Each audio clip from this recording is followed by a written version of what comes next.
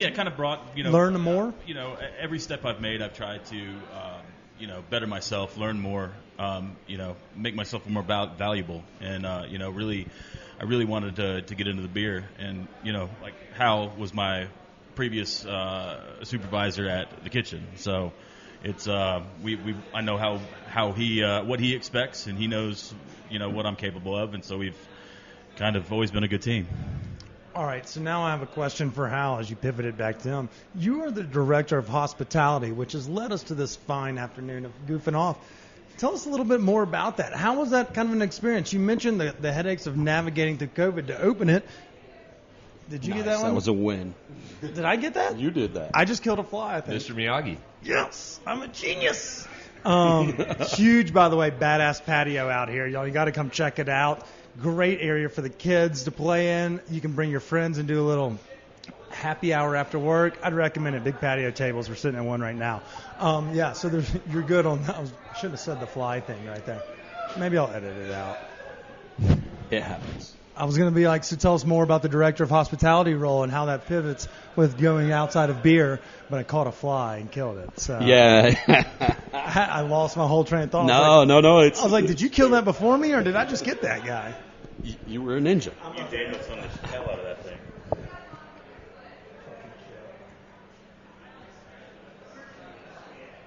That was a good question, though. You should stick with that one. Yeah. All right, so Hal, Scott mentioned that he's worked for you before. As the director of hospitality, how has it been navigating from just beer to now running, a whole thing with a party scene and everything going on? Y'all have a whole operation over here. Yeah, man, it's been great. Like at the end of the day, people want to be taken care of, and whether you're serving just beer, whether you're serving food and beer, it's all about hospitality. It's all about how you get treated. It's all about how you treat people, how you make people feel, and so it works no matter what you're doing. Here we get the benefit of being able to serve great food and curate an entire experience for a guest from the time they walk in to the time they leave. At Platt, it's still that interaction and that hospitality over the bar. Like, we are slinging tons of suds across the bar, but all those cool lingos they have. Yeah, slinging suds. Slinging suds across the bar. Sorry, continue on. Yeah, no, you still have to be able to be engaging and create that environment that makes people want to come back. Yeah. And so, I mean, you do. You have a little bit of all of that going here. And so, Scott, I want to pivot to you. Obviously, everyone knows that the Denver Beer Co. is a very reputable brand, regular party scene over there downtown. How's the shift in demographics? I mean, y'all are out here in kind of a little bit of suburbia. You got doctors and hot moms, little kids and shit. It's a totally different scene, but, the same brand. How has it been navigating those pitfalls and whatever? Yeah, I mean, it all starts with a great team. We've got a really good team that takes care. Don't give me that. Tell me the fucking answer. It's that sounds like a work. It's 100% true. My team they're unbelievable, and it doesn't matter who they're taking care of. They'll take care of the kids. They take care of the hot moms. They take care of the doctors. They take care of anybody who comes through. Not yet. Fucking Biden should have come through. Yeah. Touche. Yeah. That was a good one. Yeah, I mean, obviously that's how you want it. Don't give me the white glove answer, though. How has it been navigating being a beer brand right behind a hospital, like in the middle of suburbia?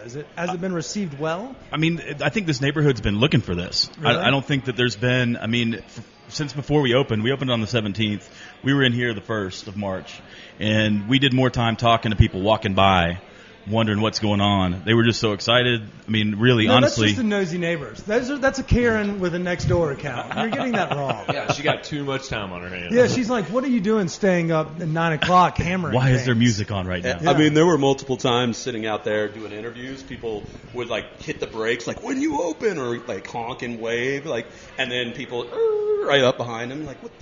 I bet it's a very popular happy hour spot for nurses and doctors, and for those that want to pick up nurses and doctors. if the weather's nice, that patio is jam packed. Dude, I mean, we walked up and it was piping. There's Yep. like, it's 85. And to be honest, in Colorado, and I think it was the guy from number 38 who has that big ass patio. He's like, it's fucking Colorado. Put a jacket on and drink a beer outside. Yep. It's not that, like y'all have so much action going on. It's a great idea.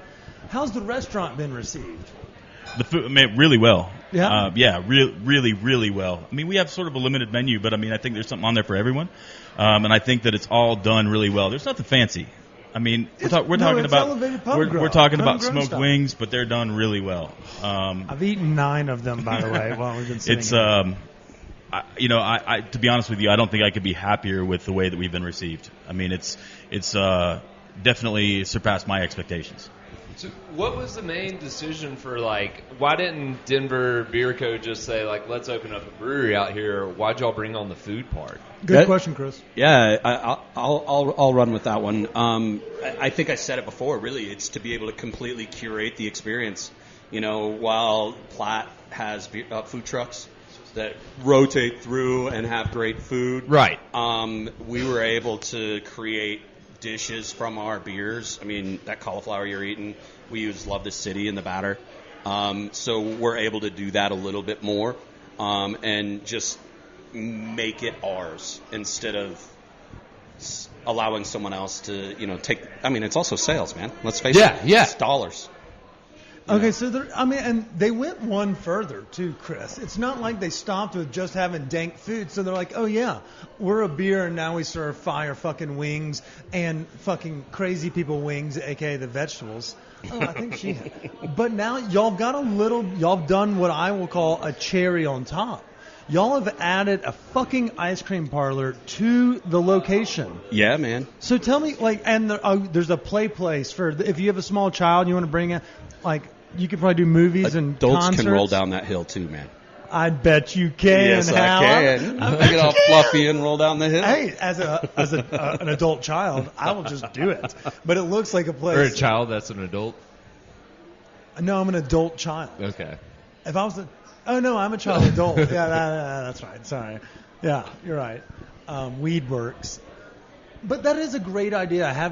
Y'all have added something to make it to incorporate the neighborhood. Was there did y'all outsource that concept or find that somewhere else, or were y'all like, this neighborhood also needs an ice cream parlor? Hell, I mean, look at Bonnie Bray, right?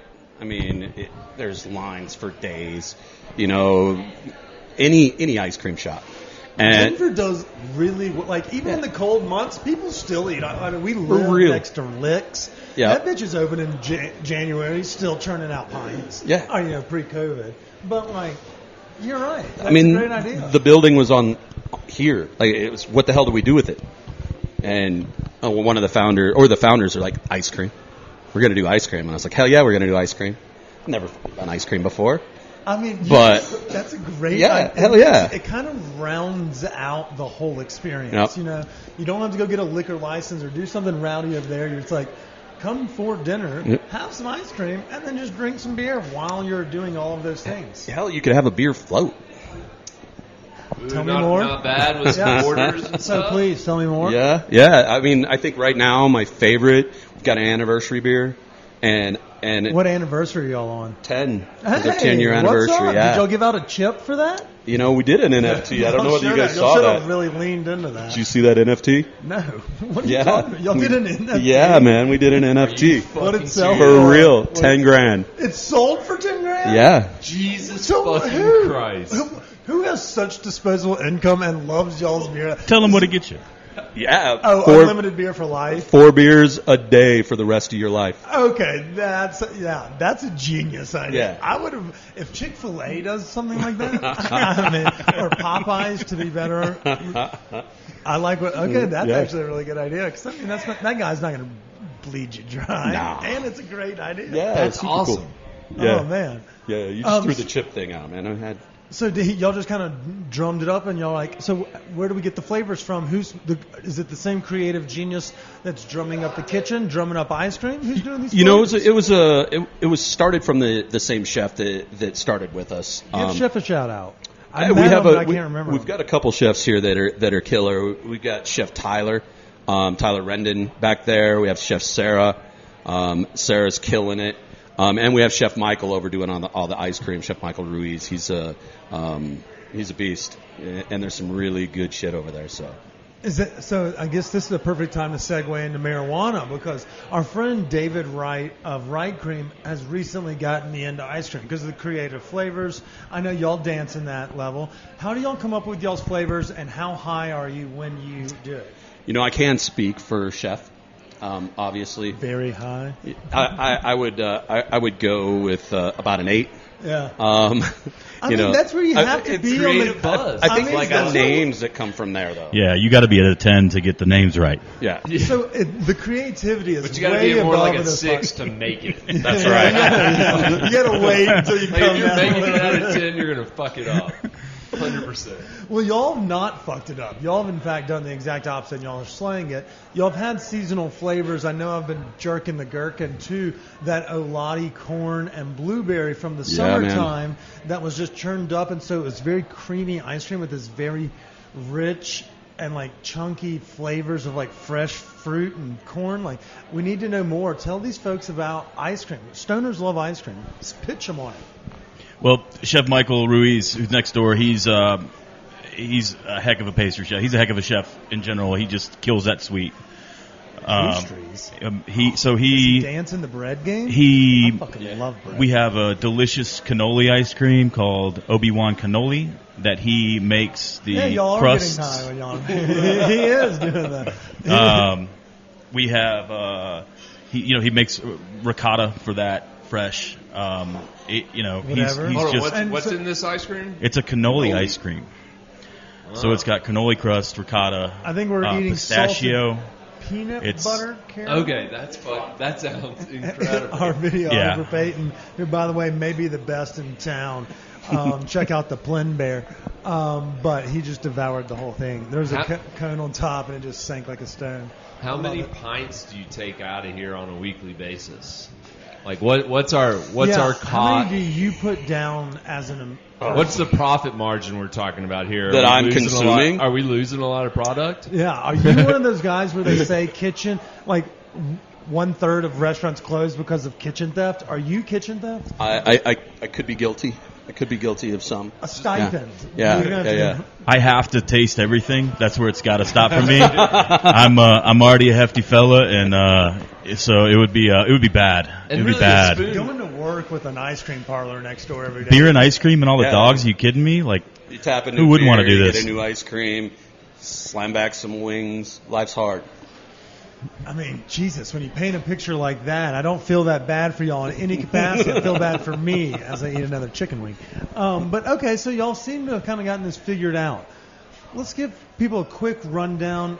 Hours, social media pages. Are we doing trivia night?